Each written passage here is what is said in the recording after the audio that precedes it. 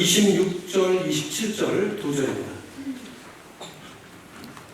찾으셨을 테니까요. 26절, 27절 절은 두 절이지만 간단한 성경이라 외우기 쉬울 겁니다. 다 같이 읽겠습니다. 시작. 군을 내어도 죄를 짓지 말며 해가 지도록 군을 훔치지 말고 마귀에게 손을 붙지 말라. 아멘. 제가 한번 기도하죠. 하나님, 우리의 일상 속에 우리의 죄성 때문에 그리고 세상의 죄의 현실 때문에 일어나는 많은 분노의 현실들이 있습니다. 오늘 우리에게 주시는 이 말씀을 저희들이 받을 때 성령께서 저희들의 눈을 열어주시고 귀를 열어주시고 마음을 열어주셔서 말씀을 통해서 들려주시는 하나님의 귀한 음성을 듣는 시간이 되게 하여 주시고 말씀 속에 담겨져 있는 하나님의 깊은 진리가 어렵지 않게 그러나 우리의 삶 속에 적용될 수 있도록 성령의 역사로 우리에게 임하게 하여 주옵소서. 하나님께 온전히 의탁드립니다. 주께서 우리를 인도하여 주옵소서. 예수님의 이름으로 기도드립니다. 아멘. 경기도 일산의 한 아파트의 경비를 보시던 한모 씨는 51세 하신 분인데 자신이 경비하고 있는 그 아파트에 사는 37살 난 김모 씨의 집에 배달되는 우유팩에 화장실 소독약을 주사기로 집어넣습니다. 그리고 두 차례에 걸쳐서 그 김모 씨의 자동차 타이어를 구멍을 내서 플랫 타이어를 냈어요. 경찰에 구속됐죠. 왜 이런 짓을 했느냐? 그랬더니 그 김 씨가 이사를 오면서 6개월째 엘리베이터를 사용하면서 엘리베이터 사용료를 내지 않는 것이 너무 얄밉고 화가 나서 그런 짓을 했다고 진술했어요. 화가 저지른 엉뚱한 모습이죠. 중학교 3학년 14살짜리 이구는 전철을 탔는데 전철 안에 노약자 보호석이라는 자리가 비어있는 걸 보고 거기에 앉아 있었어요. 그런데 연문호 씨라고 하는 77세 할아버지가 야단을 쳤습니다. 요즘 놈들 도대체 배우지 못했다고 욕설을 퍼부으면서 야단을 쳤어요. 어른 앉는 자리에 앉았다고. 그러자 할아버지 목적지 정거장에 그 할아버지가 내릴 때 뒷땅을 내렸습니다. 계단을 올라가는 그 할아버지를 밀쳐서 밑으로 떨어지게 했어요. 현장에서 숨이 졌습니다. 경찰에서 진술을 했어요. 여러 사람 앞에서 창피를 주고 무안을 당해서 홧김에 그냥 밀었는데 그렇게 되느라고 후회를 하면서 잠깐의 분노를 참지 못해서 큰 실수를 저지른 것이죠. 훨씬 더 극단적인 예인데요. 강원도 삼척에서 일어났던 일이에요. 막 결혼식을 끝낸 이 신혼부부가 고급 승용차를 타고 강원도를 향해서 신혼여행을 하고 있었어요. 그 앞에 그보다 조금 수준이 낮게 평가되는 차를 탄 두 사람의 사냥꾼이 가고 있었습니다. 그러니까 앞차가 너무 느리게 가니까 신혼부부 차가 앞을 추월을 한 거예요. 비포장도로라 먼지를 일으키면서 추월했습니다. 사냥꾼들이 조금 화가 났어요. 다시 장면들이 추월했어요. 앞서거니 뒷서거니 하면서 계속 그러다가 이 사냥꾼들이 화가 나서 그 신혼부부를 향해서 총을 난사했습니다. 둘이 다 그 자리에서 죽었습니다. 그 신혼부부는 결혼 당일 그만 참사를 당한 것이죠. 분노가 만들어낸 비극적인 참사입니다. 우리 미국에 사는 우리들에게 아마 기억에 남아있는 사상 최악의 그 총격 사건 비극 참사가 기억나시죠? 2007년 4월 16일 가까운 데 있는 버지니아 텍 대학의 총기 사건입니다. 특별히 우리 한인들에게는 잊을 수 없는 일이죠. 8살에 미국에 온 23살의 영문학과 한국 학생 조승희라는 학생이 2시간 동안에 총 2자루를 가지고 33명 자신을 포함해서 33명을 사살해서 죽이고 29명을 부상을 입히는 무서운 참사를 일으켰습니다. 그가 왜 그랬을까? 레리 힌크라고 하는 그 학교 대변인은 조승희는 늘 외톨이였다. 그렇게 얘기를 했고요. 기숙사방에서 발견된 그 조승희의 노트를 보니까 거기에 온갖 독설과 불만으로 가득한 내용들이 실려 있었는데 주로 캠퍼스의 그 부잣집 아이들을 불만스럽게 그 걔네들에 대해서 강하게 비난하면서 자신의 그 화를 표출하는 그런 표현을 가득 썼다고 해요. 죽었으니까 물어보지를 못하지만 아마 불만과 분노가 오래 쌓이면서 일으킨 참사였을 거라고 쉽게 추측을 해볼 수 있을 겁니다. 가정사역자의 전문가는 권위자인 제임스 합스는 이런 말을 했어요. 집단 살해를 일으킨 아이들의 공통 분모는 설명할 수 없는 내면의 분노다. 설명하기는 참 어렵지만 오랫동안 그 내면 세계에 쌓여진 그 분노가 어느 날 화살이 터지듯이 터져버릴 때 우리가 상상도 할 수 없는 이런 엄청난 집단 살인을 일으키는 주어문이라고 그런 지도를 했습니다. 분노로 일어난 실례들은 수도 없이 많죠. 지금도 계속 일어납니다. 아마 우리 대부분의 인간관계의 비극적 사건들, 인간관계에서 일어나는 비극적인 사고들은 그 원인을 추적해보면 분명히 그 원인의 핵심에는 분노라는 것이 자리 잡고 있을 거예요. 화가 나서 그런 일을 저지른 것이죠. 자, 분노를 어떻게 다룰 것인가? 우리 관심사예요. 여러분의 관심사도 되어야 됩니다. 왜냐하면 우리 모두가 다 그 해당자들이에요. 이 자리에 분노에 해당되지 않는 사람이 단 한 명도 없어요. 분노는 더구나 우리 대부분에게는 일상의 반복입니다.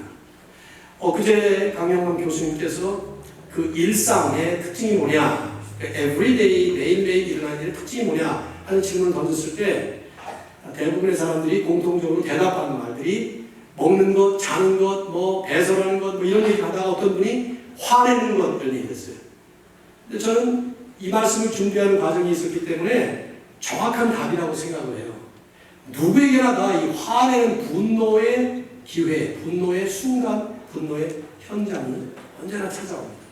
그 분노의 상황 속에 화를 내는 사람이 있고 안 내는 사람이 있죠. 참는 사람이 있고 못 참는 사람이 있고 또 잘 참는 사람, 잘 못 참는 사람, 그리고 아주 잘 해결하는 사람, 잘 못 해결하는 사람, 이런 차이가 있을 뿐이지 분노는 우리의 일상이에요. everyday event라는 거죠. 나도 모르는 가운데 분노가 쌓이기도 하고 마치 몸에 병이 들어왔다가 지나가면 자기는 못 느꼈는데 그 병이 나중에는 치명적인 일을 일으킬 수도 있지만 사실은 그 가운데 남아있는, 저희 아버님 같은 경우는 미국에 이민 오실 때 옛날에 폐결핵이 들어왔다 나갔는데 그걸 몰랐어요. 그때 신체 검사를 했는데 당신 폐결핵 알았어? 나 폐결핵 안 적 없다고. 그때간에 자국이 남아있는 거예요. 허파에. 폐결핵이 들어왔다가 건강하시니까 그냥 나가버린 거예요. 이긴 것이죠. 우리. 그 안에 들어오지만 몰랐던 것이죠. 수도 없이 우리는 분노라는 이 이슈에 대해서 그런 체험을 합니다. 못 느낄 뿐이에요. 어떨 때 잘 참는 사람 경우에 특별히 그렇습니다. 중요한 것은 이것이 우리의 일상이고 우리 누구나에게 다 해당되는 일이기 때문에 우리의 질문은 분노가 일어날 때 어떻게 이것을 처리하느냐, 다루느냐 하는 질문이죠. 여러분 분노가 일어날 때 어떻게 처리하세요? 어떻게 여러분 해결하십니까? 화가 날 때. 각자 다양할 거라고 생각해요. 로마의 현인이었던 세네카는 이렇게 말했습니다. 분노를 치유하는 가장 좋은 치유책은 미루는 것이다. 그걸 연기하는 것입니다. 그러니까 분노가 확 일어날 때 일주일 뒤에 화내야지 이렇게 하는 거예요. 그게 되는가요? 독일 병원에 이런 말이 있어요. 분노에 대한 가장 좋은 답은 침묵이다. 그래가지고 욕이 확 나오는데 입을 딱 다물고 되든가요? 예?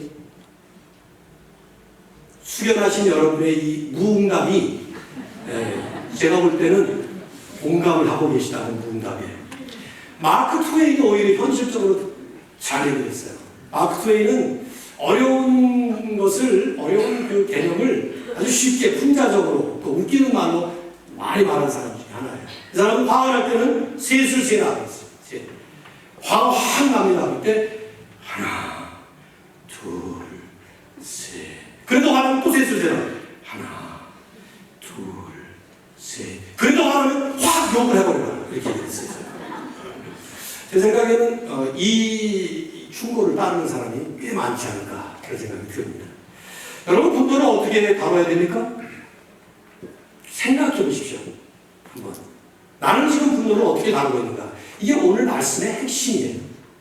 사도 바울이 옛사람의 구습을 벗어버리고 새 사람의 새로운 습관을 들여야 될 우리들에게 지난번에 첫 번째로 6개의 예를 드시면서 말씀하는데 첫 번째로 얘기하는 것은 거짓을 버리고 참된 것을 말하라. 진실된 말, 그러나 더 깊이는 진실된 삶이라고 얘기했죠. 그런 다음에 곧바로 분노의 얘기를 다루는 것은 사실은 심상치 않은 일이에요. 이게 보편 타당성 있고 일반적이고 공통적인 것이기 때문에 그렇습니다. 분노를 어떻게 다룰 것인가 본문의 핵심인데요. 심리학적인 차원이나 흔히 말하는 교육학적인 차원이나 혹은 상담학적인 차원에서 다루는 게 아니라 철저하게 성경적 차원에서 다루고 있습니다. 다만 단어, 용어가 표현이 너무 쉽고 단순하기 때문에 이게 아무것도 아닌 것처럼 지나치기가 쉬워요. 하지만 이 말씀은 깊이 보면 현실적이고 아주 구체적이면서도 지극히 성경적입니다. 분을 내어도 죄를 짓지 말며 해가 지도록 분을 품지 말고 마귀에게 틈을 주지 마라. 이 말씀을 먼저 우리가 좀 정확하게 좀 이해를 하려면 우선 첫 번째 대목이 우리말 번역이 미흡하게 번역이 됐어요. 이렇게 번역을 해야만 될 것 같은 생각이 들긴 합니다. 왜냐하면 원어를 번역하면 이걸 이렇게 번역해야 돼요. 분을 내어라. 그러나 죄는 짓지 말아라. 왜냐하면 첫 번째 대목이 두 명령형으로 되어 있어요. Be angry, but do not sin. 이렇게 나와 있어요. 이게 원어에 둘 다 명령이에요. 분을 내어라, 화를 내어라, 그러나 죄는 짓지 말아라. 첫 번째 대목이 그렇게 되어 있습니다. 이 말은 무슨 말이냐면 우리가 좀 이해를 해야 되는데요. 화내지 말라는 뜻이 아니에요. 이 말씀의 뜻은 화를 낼 수 있다는 거예요. 그러나 그 화가 죄가 되지 않도록 죄를 짓지는 말아라. 그 말이죠. 여러분 즉각적으로 우리가 정리해야 될 부분 하나는요. 이게 암시되어 있는 거예요. 내포된. 그건 뭐냐면 우리의 분노 중에는 죄가 아닌 분노와 죄가 되는 분노가 있다는 것입니다. 들어보셨을 거예요. 의로운 분노, righteous anger. 또 불의한 분노, sinful anger. 죄 짓는 그런 분노. 그 둘로 성경은 분명히 이 분노의 종류를 가릅니다. 여러분 어떤 것이 의로운 분노입니까? 의로운 분노가 어떤 거예요? 긴 설명을 드리지 않고 짤막한 예만을 든다면 구약에는 하나님이에요. 하나님께서 분노를 많이 하셨어요. 여러분 하나님의 인상이 어때요? 구약의 하나님. 얼른 생각하면 참 성격이 별로 그렇게 좋지 않은 분 같이 생각 안 드세요? 걸핏하면 화를 내셔요. 그 화도 보통 내는 게 아니에요. 진노하사 무지무지하게 화를 내시는 거예요. 그때마다 보면 공통점은 죄에 대해서 내는 것입니다. 죄는 하나님을 분노하게 만드는데 우리가 하나님을 정의할 때 하나님은 완벽한 선을 가지신 분이 perfectly good, perfect goodness 하나님의 성품이에요. 그럼 하나님의 완벽한 선에서 나오는 분노는 당연히 선한 분노요, 의로운 분노일 것입니다. 죄 때문에 하나님께서 화를 내시는데 구약의 하나님이 그렇게 화를 많이 내신 것은 그만큼 죄가 그만큼 많았다는 것을 우리가 보여주는 것이죠. 하나님의 분노가 의로운 분노였습니다. 신약으로 보면 예수님은 조금 인상이 다릅니다. 그렇게 화내시는 게 많지 않아요. 그러나 예수님도 화를 내시는 모습을 역력하게 보여줍니다. 공간복음인 마태, 마가, 누가에 공통적으로 적고 있는 한 사건은 성전에 들어가셨을 때 성전에 많은 매매가 이루어지고 있었어요. 사람들이 이 기도하는 집을 장사하는 곳으로 만들 그때 예수님이 하신 게 뭐예요? 쫓아버리시고 상을 뒤집어 엎으시고 막 그러셨어요. 사람을 때리진 않았어요. 거기서 상을 엎으시면서 기분 좋아서 엎으신 게 아니라 화가 나셔서 엎으신 거죠. 제가 생각할 때는 딱 한 번 성경에 표현이 돼 있어요. 마가복음 3장 5절을 보면 안식일에 이 손이 불구였던 장애자를 고치셨습니다. 예수님께서. 근데 안식일에 사람을 고쳤다고 해서 종교 지도자들과 거기 둘러섰던 사람들이 그 예수님을 비난하는 것을 보시고 마가는 이렇게 기록을 해요. 그들의 마음의 완악함을 근심하심으로 노하심으로 둘러보셨다. 영어 성경 보면 He looked around them in anger. 화를 내시면서 화 속에서 그들을 둘러보신 거예요. 여러분 그 그림을 그려보시면 사람을 이렇게 보시면 화가 나셨어요. 예수님이 인상 쓰시면서 이렇게 보시는 것이죠. 그런 그림에 우리가 보는 예수님의 그 평상시의 그림과는 다른 모습이에요. 분노입니다. 그런데 이런 분노는 의로운 분노죠. 잘못된 것을 보면서 우리 주님께서 일으키신 분노입니다. 자, 여러분 보세요. 이런 분노는 하나님의 분노, 예수님의 분노, 소위 의로운 분노라고 하는 이런 분노는 우리가 하나님의 사람들이라면, 하나님의 사람들인 그리스도인이라면 우리는 배워야 할 분노입니다. 이건 배워야 할 올바른 분노예요. 왜냐? 우리는 모든 면에서 하나님을 닮아가는 사람들이에요. 바로 위에 나오는 말씀 24절에 보면 하나님을 따라 의와 진리의 거룩함으로 지으심을 받은 새 사람들이 있는데 우리이기 때문에 예수 그리스도의 형상이 우리 가운데 장성한 분량이 이를 때까지 충만하게 된다는 것은 그 가운데 이런 예수님의 모습도 우리 가운데 있어야 된다는 것을 말씀하는 것이죠. 실제로 여러분이 보십시오. 지금 우리가 살고 있는 시대와 세상은 그리스도인의 의로운 분노가 절실하게 요구되는 시대와 세상입니다. 세상을 하나님이 원하지 않으시는 모습으로 점점 죄에 물들어갑니다. 우리가 사는 시대와 앞으로 그 시대는 점점 더 반하나님적인 모습으로 사악해져 갈 것입니다. 그렇다면 이런 죄악의 현실 속에서 우리가 하나님의 사람들로 살아갈 때 죄에 대하여 관용적인 자세를 갖는다거나 무감각하거나 무관심으로 간다는 것은 하나님의 모습을 닮아가는 것이 아닙니다. 하나님의 모습을 닮는다면 당연히 분노해야 되고 당연히 의로운 분노기 때문에 우리가 격동해야 됩니다. 그게 뭐냐면 시편 110편 53절에 이런 말씀이 나와요. 시편 기자는 주의 율법을 버린 악인들을 위하여 내가 맹렬한 분노에 사로잡혔나이다. 그 악한 모습을 보면서 주님의 분노, 의로운 분노로 사로잡혀 있는 이 시편 기자의 고백을 들을 필요가 있죠. 바울이 이 시점에서 이 말씀을 이슈로 삼고 있다는 점을 주목할 필요가 있어요. 바울은 지금 여러 번 말씀드렸지만 새롭게 변화된 하나님의 새로운 나라, 큰 의미에서 교회죠. 그 하나님의 새로운 나라 안에 성도 간의 관계의 그 핵심이 사랑과 화평이라고 말을 하면서도 그 진정한 사랑의 실천과 하나님의 평화는 단순히 마음이 편안한 상태를 유지하는 것이 아니라 분위기 좋은 상태를 유지하는 것이 아니라 거룩한 성결을 이루는 것인데 그 가운데는 의로운 분노가 작용을 한다는 것입니다. 그 얘기를 사도 바울이 지금 여기 심고 있는 거예요. E.K. 심슨이라고 하는 설교자는 이 말씀을 주의를 하면서 우리가 사는 이런 세상에서는 참으로 진정한 피스메이커는 어쩌면 거룩한 의무로서의 피스 브레이킹의 역할도 해야 될 것이다. 단순히 기분 좋은 분위기만 유지하는 것은 진정한 하나님의 피스메이킹이 아니라는 것이죠. 자, 그러나 여러분 오해하지 마세요. 이게 채침 아닙니다. 이건 여기 지금 담겨져 있는 정신일 뿐이에요. 지금 이 말씀을 할 때 이 말씀은요, 우리의 분노는 거의 대부분이 다 불의한 분노가 될 가능성이 높은 것을 말씀해요. 비록 시작은 의로운 분노로 시작했을지 몰라요. 동기는 의로운 동기로 시작된 분노일지 몰라요. 그러나 그것은 악한 분노, 죄를 일으키는 분노로 될 가능성이 높다는 것이죠. 그래서 본문에서 지금 이런 식으로 표현하는 거예요. 본문을 그대로 여러분이 풀이를 하셔야 돼요. 세 가지 표현이 뚜렷하게 나눠져 있죠. 첫째가 뭡니까? 분을 내어도 죄를 짓지 말며. 두 번째는 성경을 보세요. 두 번째는 해가 지도록 분을 품지 말고. 세 번째는 마귀에게 네 개가 원어에서 뚜렷하게 나눠진 컨셉이에요. 이걸 하나씩 여러분 좀 보셔야 되는데, 자, 첫째, 분을 내어도 죄를 짓지 말라. 아까 말씀드린 것처럼 분을 내라. 의로운 분을. 그러나 죄를 짓지 말라 하는 이 말씀이에요. 이 말씀은 우선 우리 자신 안에 담겨져 있는, 보이지 않지만 우리 안에 감춰져 있는 우리의 죄성을 인정하라는 것입니다. 본질적으로 우리 모두가 다 죄인 출신이에요. 원죄의 뿌리가 있습니다. 그렇기 때문에 우리들의 분노는 의로운 분노로 시작됐다 하더라도 죄로 가기가 십상이라는 거예요. 우리 모두의 분노가. 그걸 지금 여기서 강조하는 것이죠. 너무 쉽게 착각에 빠지지 마세요. 내 분노는 의로운 분노다.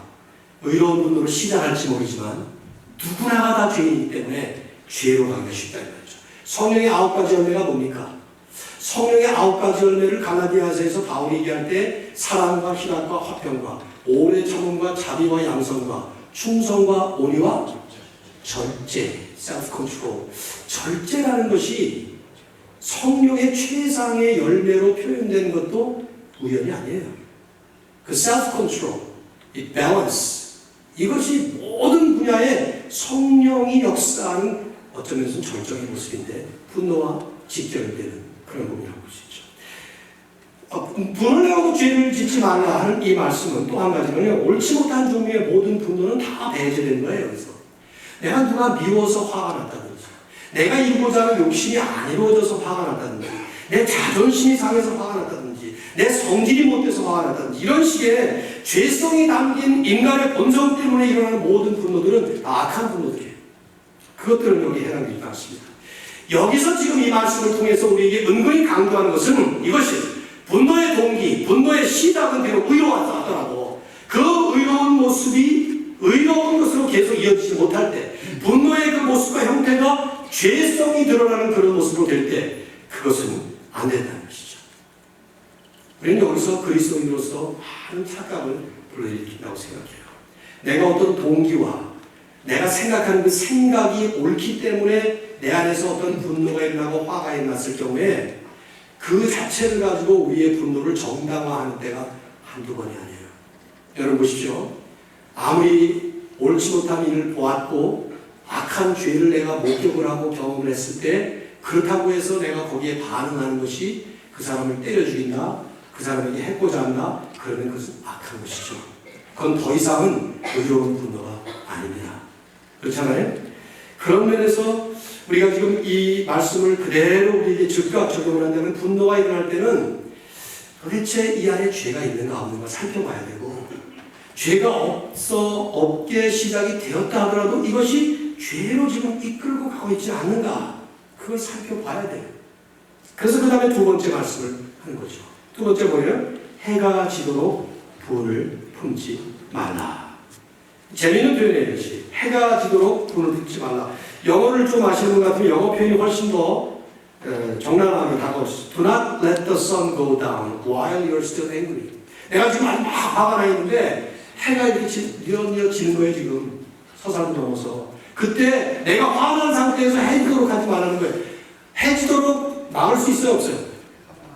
해를 못 지도록 그때 내가 막을 수 있냐? 못한, 넘어가잖아요. 그냥 넘어가는데 나는 아직도 분이 있단 말이에요. 해가 지나갈 때 나도 분이 끝나가야 된다 이 말이죠. 그 말을 지금 얘기하는 거예요. 해가 지도록 분을 품지 말고라는 말, 나 동안은 화내도 된다? 그렇게 문자적으로 해석하면 말이 안 되죠. 대낮이 긴 곳이 많잖아요. 북극 같은 데 가면, 그린랜드 같은 데 가면 낮이 3, 4개월 계속 지내잖아요. 그 3, 4개월 동안에 시큰 말을 해도 된다는 얘기가 되는, 이건 뭐 문자적으로 말이 안 되죠. 이 말씀은 비유예요. 그렇죠? 어쩌면 바울은 하나님의 창조 섭리를 적용하고 있는지도 모릅니다. 해가 뜰 때 하루가 시작되고 해가 질 때 하루가 마감합니다. 이게 시작과 마감이 뚜렷이 있어요. 마찬가지로 분노가 일어나는 것도 그걸 한도 끝도 없이 기대끄면 안 되고 반드시 마감을 해야 된다. 끝을 맺어야 된다. 거기서 끝낼 수 있는 절제가 있어야 됩니다. 저는 이 말씀을 좀 지나가기 전에 문자적으로 적용을 해도 좋을 만한 상황이 있기도 해요. 저 같은 경우 그랬는데요.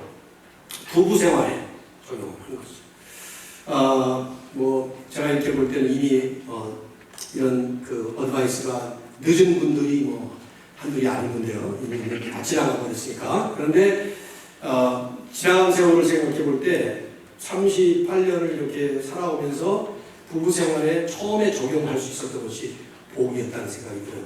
제가 신혼여행 가서 부부 싸움을 했던 것 같아요.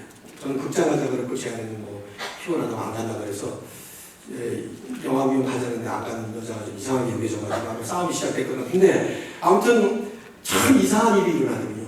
부부 싸움을 하니까. 그렇게 좋아서 내 눈에는 그렇게 이쁘다고 생각해서 결혼했는데 딱 부부 싸움을 하니까 진짜 속된 말로 꼴 보기 싫어지더라고요.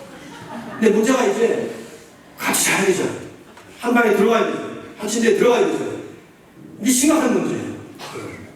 와, 저는 그때 그 악몽 같은 그 순간이 생각이 나요. 이걸 어떻게 하나? 신혼여행 가가지고. 근데 그때 이 말씀이 좀 생각이 났어요. 해가 지도록 분을 품지 말고. 성경의 말씀이니까 이거 해가 지는 걸 막을 수 없고 내 분이 풀려야 되니까 이걸 마감을 해야 되니까 무슨 수로 마감을 하겠습니까? 그냥 잘못했다고 말했죠. 잘못했어요. 미안하다고. 상대방에서 그럴 줄 알았지, 진작 좀 정신 차리지 이렇게 말했으면 근데 밤싸움이 시작되겠지만 상대방이 받아주기를 나도 미안하다, 잘못했다. 근데 그때 저희가 이제 부부 식재명 같은 거 그런 것들은 안 했습니다만은 이런 얘기를 했어요. 부부 싸움하고 잠자리 들지 말자. 정리 끝내고 해가 지면 잠자리에 들 때는 마감을 하자. 네, 그게 참 어렵기도 하면서도 참 유익된 도움이었다고 생각돼요. 정말 해가 지면 우리의 분노도 끝을 맺는 이 작업을 하는. 이부 때는 그 청년들이 아직 시집장을 안 가가지고 이 얘기 들으니까 굉장히 도움될 것 같아서 막 받아주는 애들이 있지만 산부는 이미 아마 다 가능성이 대적이신 분들한테 생각이 좀 없지 않아 드는데 여러분 질문해보세요. 왜 하나님이 왜 바울이 성령의 감동으로 분노를 절제하라, 해가 지는 것처럼 마감을 하라 이렇게 말씀했어요. 마감을 안 하면 어떻게 되죠? 계속 살아있죠. 살아있습니다. 그럼 어떻게 됩니까? 잠자리에 들어가서도 분노가 계속 있습니다. 어떤 사람은 그래도 자요. 그리고 다음날 일어나서 다시 분노를 시작합니다. 그러니까 그런 사람들 많이 봤거든요. 근데 대부분의 경우는 못 자죠.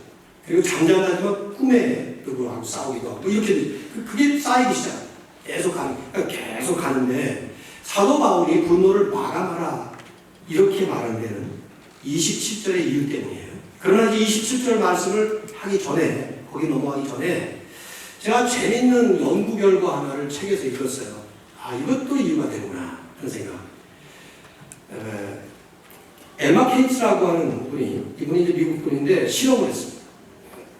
사람이 호흡하는 숨, 내쉬는 숨을 유리관을 통해서 액체 공기로 이렇게 냉각시켜서 이걸 해봤더니 약간의 침전물이 생긴 거예요. 그 호흡하는 숨에서 나오는 침전물이. 근데 그때 그 호흡하는 숨을 쉬는 사람이 고통이나 슬픔에 있었던 사람이면 침전물의 색깔이 회색이었답니다. 근데 잘못을 후회하는 사람일 경우는 그것이 분홍색이었대요. 근데 화가 극도에 오른 사람이 그렇게 숨을 쉬었을 때는 침전물 색깔이 갈색이었던 거예요. 재미있는 것은 이 침전물들을 전부 다 주사에다 넣어가지고 그걸 쥐에다가 주사를 놨어요. 그랬더니 그 갈색, 분노가 이글거리는 사람의 호흡에서 나온 그 침전물로 주사된 쥐들이 불과 몇 분 안에 다 죽어버리고 말았어요. 그래서 이분 결론 내렸어요. 우리의 분노 속에는 보이지 않는 독이 있다. 저는 과학도가 아니기 때문에 이게 얼마나 신빙성 있는 과학의 결과인지 모르겠습니다. 책에서 읽었기 때문에요. 그러나 현실적으로 저는 이것이 사실이라고 생각합니다. 분노가 일어날 때 그 분노를 지금 담고 있는 그 마음, 심령은 독의 영향을 분명히 받습니다. 여러분 화난 적 한번 생각해 보세요. 지금 이적 생각하고 싶지도 않은 그때인데 그걸 한번 그래도 생각해 보세요. 말씀을 좀 더 이해합니다. 여러분 화났던 순간 있죠? 엉청하지 마세요. 하는 순간 있죠? 네, 집어던지기도 했고 욕을 하기도 했고 안 내는 척했지만 속에서 이글거렸고 손에 뭐만 안 들렸을 뿐이지. 그런 한번 생각해 보세요. 그때 그 심령의 상태가 어땠습니까? 저는요 떠올리기도 싫은 시절이 있었습니다. 군대 시절에 100일 동안 쫄병 때 매를 맞는데 매일 저녁 9시에 점호 시간에 1시간 동안 기합을 받고 10시에 잠자리에 들면 3시간 뒤에 깨우는 겁니다. 그래서 때리는 거예요. 그리고 7명을 그렇게 때렸어요. 100일 빻다 그래가지고 100일 동안을 맞는 거예요. 결국 한 2달 지나다가 우리 가운데 한 아이가 돌아버렸어요. 개거품을 물고 통합병원으로 후송하는 바람에 고참들이 깜짝 놀라서 거기서 멈췄는데 그때 그 60일 정도 되는 기간 동안 매일 밤 매를 맞을 때 저는 잊어버릴 수가 없어요. 그때 기도 많이 했죠. 별별 기도 다 했습니다. 배운 거 다 했어요. 하나님 저 아무개 병장을 좀 아무개 상병 아무개 일병을 하나님 용서하시고 말은 그렇게 하는데 제 안에는 그 분노가 저를 죽이는 걸 저는 처음 했어요. 저뿐만 아니라 우리 나머지 7명 전부가 다. 그 중에 하나는 취사병으로다가 갔는데 걔는 그것을 삭히지 못해가지고요. 쫄병 시절 동안에 400명 대대 밥을 하는데 거기서 그럼 저한테 여담이 말이야. 태훈아, 나 오늘 발 씻었으니까 그 밥 먹지 마라. 내 발 닦은 물이다. 여러분 그 400명이 다 그 발 닦은 물을 먹은 그렇게 분노를 표출하는 겁니다. 그때니까 안 걸린 사람이 있지 않을까 하는 생각도 없잖아. 그게 분노의 무서운 모습이죠. 그걸 그 안에 독이 그 사람의 생각이 그게 생각해 보십시오. 프레드릭 뷰크너라고 하는 작가가 아주 재미난 말을 했어요.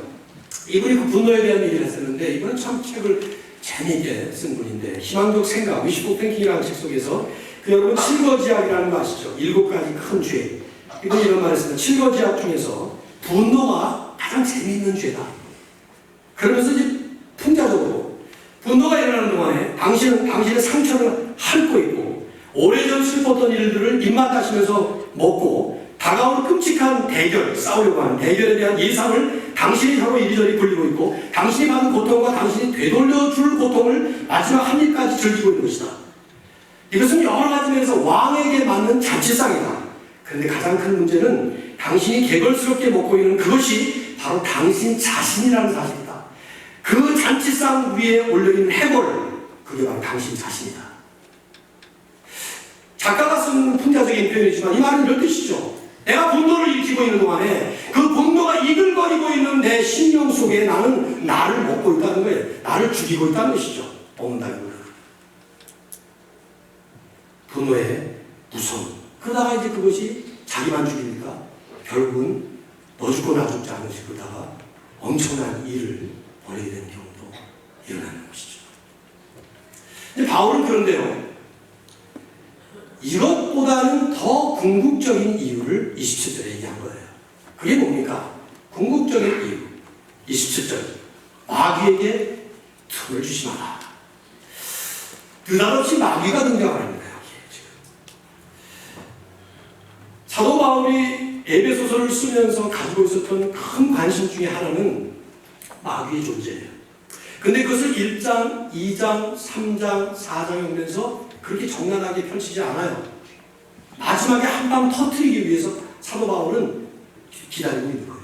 그 다음 마지막 결론 부분이 6장 10절 이하에 가서 드디어 마귀의 정체를 얘기하고 그 마귀가 하는 일을 얘기하면서 한 단적으로 우리는 완전 무장을 하지 않으면 머리에서 발끝까지 하나님의 전신갑주를 입지 않으면 당한다.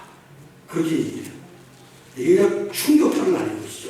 여기서 지금 마귀 얘기를 꺼냅니다.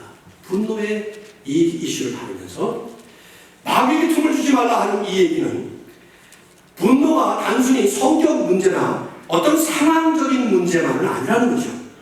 이건 전적으로 근본적으로 영적인 문제라는 얘기예요. 영적으로 관련된 문제라는 얘기예요. 마귀와의 보이지 않는 영적 전투가 늘 일어나고 있는데 그 가운데 이 분노의 순간, 분노의 현장, 분노의 상황이 바로 적나라하게 마귀와 전면 전쟁을 일으키는 그 순간이라는 것이죠. 여러분 심각하게 봐주세요. 지금 이 말씀. 마귀는 우리의 약점을 누구보다 잘 알고 있습니다. 여러분이 여러분의 약점을 압니까? 잘 몰라요. 저도 잘 모릅니다. 그러다가 어느 날 내 약점이 탁 드러나면 그게 내 약점인 줄 모르고 상대방이 나를 건드렸기 때문에 그런 게 드러났다고 생각을 해요. 천만에요. 우리 안에 있는 죄성이 우리에게 분명히 아킬레스 건과 같은 그 하나 딱 건드리면 터져버릴 것이고 딱 건드리기만 하면 쓰러져버릴 겁니다. 그런 게 있어요. 근데 마귀가 그걸 너무 잘하는 것이죠. 우리의 아킬레스 건 거기만 건드렸다면 치명타를 날릴 수 있는. 잘 알죠. 더구나 너무 인간의 생리를 잘 알아요. 아담과 하와가 타락하기 전인데 마귀는 벌써 그에게 찾아와서 그 완벽한 인간으로 창조한 그 두 사람을 넘어뜨릴 정도로 실력적으로 넘으니까. 의로운 분노와 불의한 분노의 경계선을 너무 잘 알아요. 이것만 넘으면 너는 뒤지는 거다. 그렇기 때문에 분노의 순간은 마귀에게 기회를 주는 순간입니다. 이 분노의 순간을 마귀가 눈을 부라리며 우리를 넘어뜨리기 위해서 지켜보고 있는 순간입니다. 여러분, 아담과 하와가 죄를 짓고 난 다음에 그 죄의 결과를 극렬하게 보여준 사람이 누굽니까? 첫 아들 가인이죠. 가인이 자기 친동생 아벨을 때려 죽입니다. 그때 하나님께서 하신 말씀이 있어요. 뭐라고 말씀하셨죠? 죄가 문 앞에 엎드려 있느니라. 이 표현은 sin is crouching at the door 이런 표현이에요. 마치 이렇게 그 동물의 왕 같은 거 보면 먹이를 잡으려고 하는 그 맹수가 표범이나 이런 것들이 살살금 나가지고 마지막 순간에 튀어오르는 장면이 나오죠. 보셨나요? 그런 거? 거기서 이렇게 몸을 완전히 용수철처럼 구부렸다가 팍 튀면서 날아가듯이 그걸 잡아채는 장면. 거긴 뭐 피할 시간이 없지. 그 표현이에요. 죄가 웅크리고 있는데 마귀가 우리의 분노의 순간에 우리를 넘어뜨리려고 웅크리고 있는 것이죠. 베드로는 우는 사자와 같이 마귀는 두루다니며 삼킬 자를 찾는다고 말씀합니다. 저는 이 말씀을 뭐 신학적으로 너무 풀이하고 싶지 않습니다. 사도 바울이 그렇게 안 했기 때문에. 그러나 반드시 우리가 정리해야 될 것은 분노는 영성으로 다스려야지 다른 것은 다스릴 수 없습니다. 왜냐하면 마귀가 결탁되어 있는 우리의 죄성이기 때문에 우리의 죄성이 이 마귀에게 아주 전형적으로 쓰임받기 절호의 기회를 제공하는 그 순간이기 때문에 분노는 영성으로 다스려져야 합니다. 이걸 보여주는 말씀이 야고보서 1장 20절에 야고보가 했던 말씀 중에 하나인데 그게 뭐냐면 사람의 성내는 것이 하나님의 의를 이루지 못함이니라 이 말씀이에요. 이미 말씀드렸습니다마는 모든 성내는 것이 다 죄가 아니에요. 그리고 하나님의 분노 같은 의로운 분노가 있긴 합니다. 그러나 이미 말씀드린 것처럼 우리의 죄성이라고 하는 죄가 있는 우리를 통해서 분노가 통과를 하기 때문에 의롭게 시작된 분노를 하더라도 사람의 성내는 것은 결국 하나님의 의를 이루지 못하도록 만들 수 있다는 말이죠. 자, 이 말씀은 역설적으로 얘기하면 분을 내는 그 상황이 마귀에게 쓰임을 받아서 마귀에게 틈을 줌으로 인해서 마귀에게 넘어질 수도 있지만 반대로 이 분을 하나님의 성령으로 이기게 하시고 다스려지게 될 때는 하나님의 의를 이룬다는 것입니다. 사람의 성내는 것이 하나님의 의를 이루지 못한다 하면은 사람의 성내지 않는 것이 혹은 의로운 분노에서 끝나는 것이 하나님의 의를 이룬다 하는 말씀과 같은 것이죠. 제목을 그래서 이렇게 지은 거예요. 불의한 분노를 멈추고 의로운 성결을 이룬다 하는 것입니다. 여러분, 분이 일어나는 그 순간은 마귀에게 쓰임을 받아서 결국 넘어지느냐 아니면 하나님께 쓰임 받아서 의로운 모습으로 성결한 모습으로 성숙하게 성장하느냐 이 기로에 보인 그 현장입니다. 저는 지금 여러분에게 겉으로 표출되는 화 이런 거 얘기하는 거 아닙니다. 대주가 좋고 또 습관이 되는 사람은 겉으로 전혀 표현하지 않고 겉으로는 웃는데 속에서는 마치 그 휴화산처럼 속에서 끌어오는 사람도 많이 봤어요. 어떻게 저런 분이 저럴 수 있을까? 그건 많이 봤습니다. 이 말씀을 이제 마감을 해야 되는데요. 지난번처럼 이게 훈련이 필요하다는 말씀을 지금 사도 바울이 하는 겁니다. 왜냐하면 옛 습관을 버리고 새 습관을 키우라는 그 말씀. Old habit, new habit 것인데 우리의 습관을 통해서 이제 이것이 이루어져야 되는데 훈련인데요.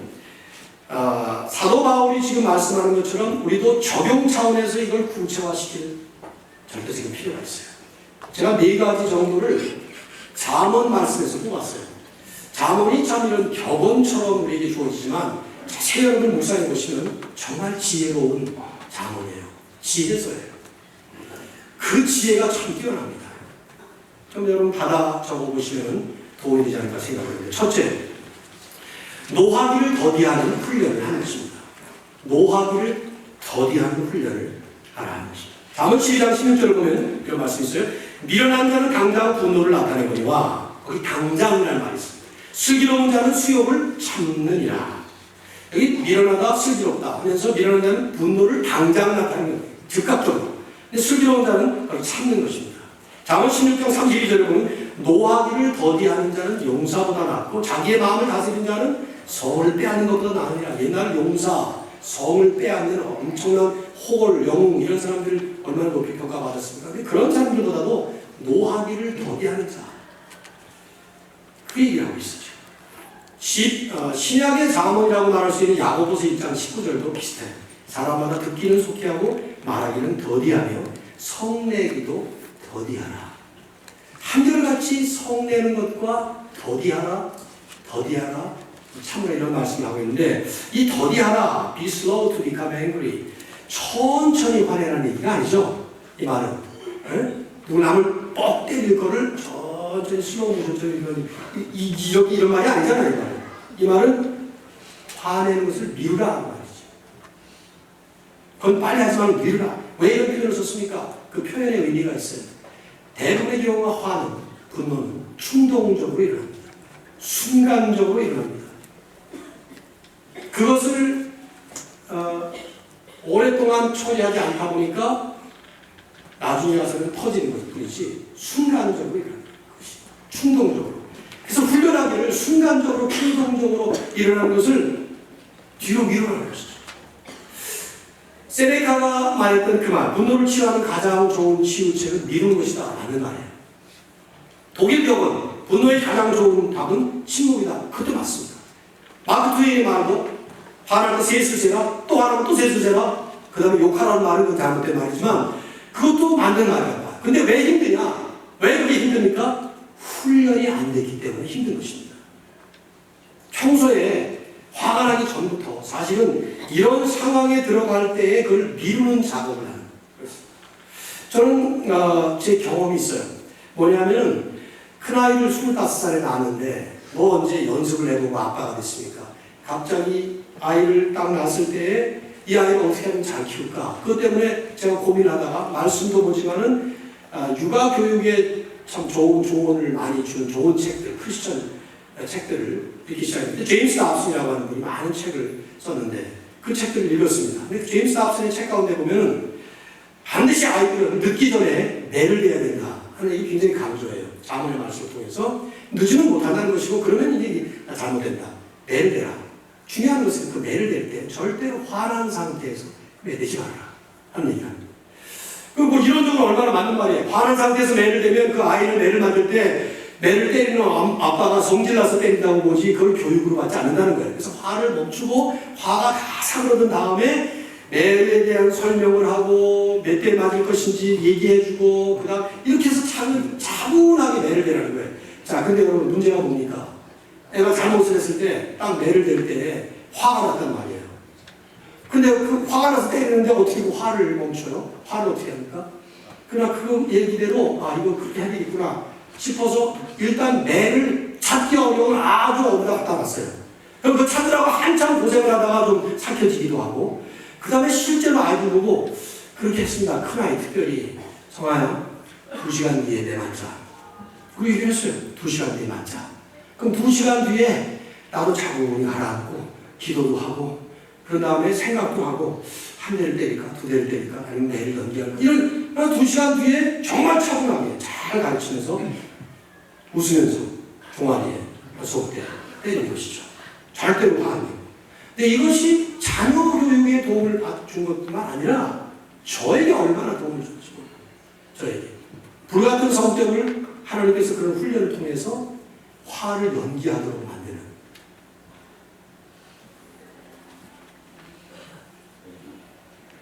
됩니다. 지금도 됩니다. 불끈 화가 날 때 연기하시는 훈련을 해야 되는데 그런 평소에 두 번째 평소에 유순한 언어 훈련을 해야 합니다. 잠언 15장 1절은 이렇게 말씀합니다. 유순한 대답은 분노를 쉬게 하여도 과격한 말은 분노를 격동합니다. 유순한 대답, gentle answer. 유순하게, 젠틀하게 말하는 것은 분노를 쉬게 합니다. 그러나 과격한 말은 분노를 격동한다. 거기 누구의 분노를 격동하는가? 그게 명확하지가 않아요, 성경에. 저는 그게 분노를 일으키는 당사자와 상대방을 다 격동시킨다고 생각해요. 과격한 말. 분노를 일으키는 대부분의 경우는 말 때문입니다. 말 때문에 그 말이 과격하게 번질 때에 분노가 더 심각한 분노로 확장되는 것이죠. 우리가 흔히 생각할 때 남의 과격한 말이 나를 분노하게 만든다고 생각하지만 사실은 나의 과격한 말이 내 안에 있는 죄성을 더 돋보이는 것이고 그리고 상대방까지 이렇게 만드는. 그래서 사실 평소에 유순한 언어 훈련을 하는 이 훈련이 우리에게 절대적으로 요구돼요. 유순한 언어 훈련이 뭘까요? 저는 이것도 저희 삶 속에 경험한 부분이에요. 아내와 저는 어렸을 때부터 같이 자라나가지고 그냥 오빠 동생이 이렇게 자라다 보니까 결혼하고도 24살, 23살짜리 결혼했으니까 뭐 얼마나 그게 뭐 성숙했겠습니까? 반말하고 뭐 그리고 그랬는데 어느 날 이 부부 싸움을 이렇게 딱 하는데 보니까 이거 안 되겠다 싶은 것이 말이었어요. 그래서 그때 아내하고 저는 일종의 계명처럼 하나 만들었어요. 우리 평소에는 다정스럽게 아무렇게나 말하지만 싸움이 벌어지면 존댓말 쓰자. 그랬습니다. 존댓말 쓰자. 그래서 화가 나가지고 싸울 것 같으면은 여보 이러면 안 되는 거 아니에요? 이러면서 제 스타일이 아닌 대로 그렇게 말을 하고 상대방도 역시 마찬가지로 그래도 되는 것이겠지요? 뭐 이런 식으로 존댓말이 쉬워요. 되게 옷장만 치면 돼요. 이렇게 그런 식으로 평소에는 안 하다가 화가 나면 존댓말을 쓰는 거예요. 근데 이게 얼마나 도움이 되는지 몰라요. 근데 이 반대로 사는 경우가 대부분 아니에요? 평소에는 그냥 디슨트해요. 뭐 좋은 말 씁니다. 그러다가 조금 화나면은 갑자기 이름 불러가면서 그냥 상스러운 말까지 섞어가지고 거기다가 별별 강력한 말을 쓰지 않습니다. 언어의 폭력만큼 큰 폭력이 사실은 없지 않겠어요. 이 두 가지가 평소에 잘 훈련된, 자문을 다 뒤져봤어요. 이 말씀 하더라고요. 세 번째, 조금 더 우리가 깊이 있게 들어가야 될 것 같은데요. 이 두 가지를 아무리 하려고 해도 안 되는 이유는 그것이 내 노력이기 때문에 그래요. 그래서 결국 우리는 하나님 앞에 맡겨야 되는데, 세 번째, 분노의 동기와 형태, 그리고 내 자신의 모습을 깊이 살피는 영적 훈련이에요. 잠언 20장 27절은 이런 말씀을 합니다. 여러분 잘 들어보십시오. 자, 조금 수정을 해야 되는데요. 사람의 영혼은 여호와의 등불이라 사람의 깊은 속을 살피느니라. 우리말 번역이 잘못됐어요. 왜 잘못됐냐면 앞부분에 사람의 영혼은 여호와의 등불이라 하는 이 표현은 뒤집어서 여호와의 등불은 사람의 영혼을 살피느니라 이렇게 해야 됩니다. 영어 성경을 보시면 그걸 잘 설명했죠. The lamp of the Lord searches the spirit of man. 그게 맞아요. 사람의 깊은 영혼의 세계를 아무도 몰라요. 근데 여호와의 등불, the lamp of the Lord, 이게 뭘까요? 그냥 하나님을 등불로 표현한 거예요. 마치 등불을 가지고 어두운 데서 비추면 그것이 보이는 것처럼 하나님의 거룩한 성령께서, 우리가 신약시대를 얘기한다면 우리 안에 계시는 성령님께서 우리의 영혼을 살펴주시는데 뒤에 말씀처럼 The lamp of the Lord searches out his inmost being. 가장 깊은 곳을 살피신다. 이걸 분노에 적용을 한다면 내가 화가 났을 때, 내가 분노가 일어날 때 그 분노의 가장 핵심이며 근원지인 가장 깊은 영혼의 처소를 하나님의 영혼만이, 하나님의 성령만이 그걸 볼 수 있어요. 그래서 그걸 살피는 작업이 필요합니다. 질문하는 거죠. 내가 왜 화났지? 내가 누구에게 화가 났지? 그 동기가 뭐지? 특별히 해야 되는 질문은 지금 이 모습이 예수님의 모습과 얼마나 닮았지? 하나님의 모습과 내가 지금 얼마나 닮은 모습으로 지금 화가 나 있지? 이걸 성령에 의존해서 질문하고 그리고 그 성령의 불빛으로 내 영혼을 비춰야 돼요. 그게 안 보이면 우리는 영원히 어두운 것입니다. 그런데 그렇게 겸손하게 진실하게 성령의 도움을 받아서 자신의 영혼을 비추는 모습이 드러나게 되어 있습니다. 거울 속에 비친 나의 지옥에 떨어져야 마땅한 그 죄인의 모습이 아직도 있구나 하는 것을 보게 되고, 그런 나를 위해서 예수님께서 십자가에 달리셨구나 하는 것을 보게 되는 순간이 바로 그 순간입니다. 마지막 네 번째, 분노의 대상을 용서하는 기도 훈련을 해야 합니다.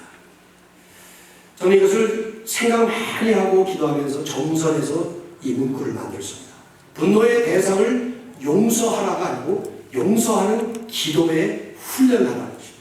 자, 잠언 19장 11절 보면 이런 말씀이 있어요. 노하기를 더디하는 것이 사람의 슬기요 허물을 용서하는 것이 자기의 영광이라. 이게 무슨 말이겠습니까? 이 시간을 생략하고요. 노하는 것과 용서하는 것이 지켜져 있어요. 노하기를 더디하는 것이 슬기로운 일인데 그것이 허물을 용서함으로 인해서 하나님께서 내게 주시는 영광과 연결을 시킨다는 것입니다. 이게 무슨 말이냐? 분노가 있습니다. 분명히 대상이 있을 거예요. 분노의 원인 제공자가 있습니다. 상황이라 하더라도 그 상황에 꼬리를 물고 쭉 가보면은 분명히 원인 제공자가 있을 겁니다. 그 대상을 향해서 노하는 것이 아니라 용서하는 것입니다. 근데 그 용서가 쉬운 일이 아니에요. 아까 말씀드린 것처럼 하나님의 등불이 내 영혼을 비추시고 그 성령께서 설치라이트를 가지고 내 영혼을 비춰주실 때 내 모습을 볼 때 나는 얼마나 과연 성인인가, 나는 얼마나 과연 의인인가, 지옥에 떨어져야 마땅한 죄인의 모습을 보는 순간에 우리는 나 같은 놈을 구원하신 예수님의 십자가를 보게 되고, 그럴 때 그분이 용서하신, 그리고 그분께서 구원하신 내 분노의 원인 제공자를 새로운 눈으로 보게 되는 것이죠. 그때 우리는 용서의 기도를 하는 것입니다. 예수님이 용서하는 말씀을 상당히 강하게 말씀하셨어요. 몇 번 용서할까요? 베드로가 물었습니다. 랍비들이 흔히 말처럼 3번 할까요? 또 3번 할까요? 2번을 곱해가지고 플러스 하나, 보너스까지 해서 7번 하면 되겠습니까? 아니다. 7번 곱하기 70번, 490번이 아니라 무한대로 용서하라. 이거 불가능한 일이에요. 예수님 아니고서는. 그래서 주님은 덧붙이신 말씀이 있어요. 너희 핍박하는 자를 위하여 기도하라. 저는 이 기도가 용서를 훈련하는 최고의 그리고 유일한 방법이라고 저는 믿습니다. 어떤 기도냐? 단순히 기도가 아니에요. 분노의 원인 제공자를 위해서 정말 기도하는 거예요. 그분을 위해서. 내가 화가 났어. 이 분노를 어떻게 할 수 없습니다. 그때 정말 하나님이 주시는 마음으로 성령의 마음을 가지고 그 분노의 원인 제공자를 위해서 그분을 축복하도록 원수를 사랑하고 너희를 핍박하는 자를 위해서 기도해 주라는 그런 기도를 드리는 것입니다. 그때 하나님의 손은 우선 분노의 도구로 오염되어 있는 내 영혼을 만져주십니다. 그리고 그걸 치유하기 시작하셔요. 내가 치유된 거예요. 하나님의 뜻이면 그 대상도 치유될 것이고. 저는 군대 제대한 다음에도 한동안 그 분노가 가라앉지 않았어요. 죄송합니다 여러분, 그 출신들이 계시는데 전라도 광주 놈들 만나면 아주 나보다 작은 놈들은 다 죽여버린다 막 이런 생각을 했어요. 제가. 이 얼마나 무서운 생각입니까? 네? 그때 고참들이 다 전라도 광주 출신들이었는데 얼마나 무서운 생각이에요 이것이. 근데 이것을 치유하려고 제가 했던 것은 말씀 그대로 순종한 거예요. 기도 안 주시면 이름 다 먹었어요. 정병학, 상병 뭐 이름 다 기억나요. 그런 사람들 지금 어떻게 뭘 하고 계신지 모르겠는데 그런 분들 전부 다 벌써 지금 위에 안 계시게 지금 친척들이 그런 분들 부르면서 하나님 이 사람들을 축복해 주옵소서. 그 군대 시절에 잠깐 그런 건데 그게 남아있는 거예요. 나 죽도록 펴버리고 막 그런 생각이. 그때 제 안에 치유가 일어나고 그 용서라는 놀라운 축복을 체험하는 경험을 하게 됐죠. 두고두고 목회에서 이것이 얼마나 하나님의 큰 축복으로 다가오는지 모르겠어요. 사랑하는 성도 여러분, 여러분 누구에게 지금 화를 내고 계신가요? 누구에게 화를 내는지도 혹시 모를 만큼 분노가 깊이 흉화살처럼 화산 깊이 용암을 흐르고 있지 않습니까? 하나님 앞에 십자가 앞에 늘 나오는 우리들, 우리 하나님께서 이런 훈련을 통해서 새로운 삶을 만들어 주셨으니 주님 앞에 영광을 돌릴 수 있는 신성한 의로운 성결함을 이루실 수 있기를 주의 축원합니다.